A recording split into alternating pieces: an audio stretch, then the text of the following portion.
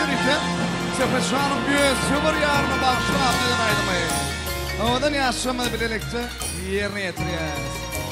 Sepeşan bak duman. Mehmanlar yerliğine geçmeyin karşı diye. Sen beğendin.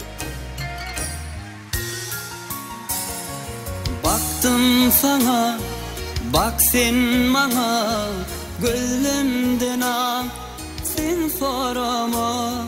Edim öňe, etmeň bilen, boşdun göwün, bir-birege. Gurban sana, derman maňa, sen sözleriň derman maňa. Bagşeyledi akbar maňa, sensin çıraq men dünýäme, sensin çıraq men dünýäme. Seherdan yılladı yaldıran sağı, nur saçmağı yalkımandan öğrensün. Şöyle salacak ortadağın şapağı, senin gardek arkamdan öğrensün. Bu gödüllü bağlaran beni uşabülü, koysun gül olmağı senin öğrensün. Güllüyüp coşurun bakar bilbili, gülün vasf etmeği menin öğrensün. Bağıtım dine halan gülüm, yalnız dine seni güzel hoş halla sen.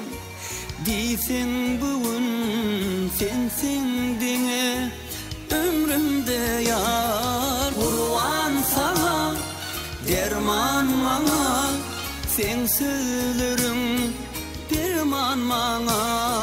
Bagşeyledi ikbal maňa, sensin çıraq men dünýäme, sensin çıraq men dünýäme. Mehribanım, gel otur sen karşımda. Aydınıp daşımdan, senin ağaç yüzüme bakayım kimsin? Durnu uçtun, ömür geçtin. Jönüm benim durnam uçmotun sensiz, jönüm benim ömrüm geçmesin sensiz. Yaşırılap hem Mehmet'in sohbet mehmanlar. Sepet Kadir Kum toyunna şoğun es varışmalar.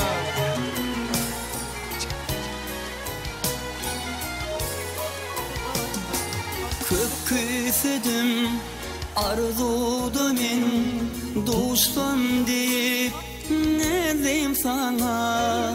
Kanımda sen, anımda sen, sensiz karar yoktur bana. Gurban sana, derman maňa, sen sözleriň derman maňa. Bagşeyledi akbal maňa, sensin çıraq men dünýäme, sensin çıraq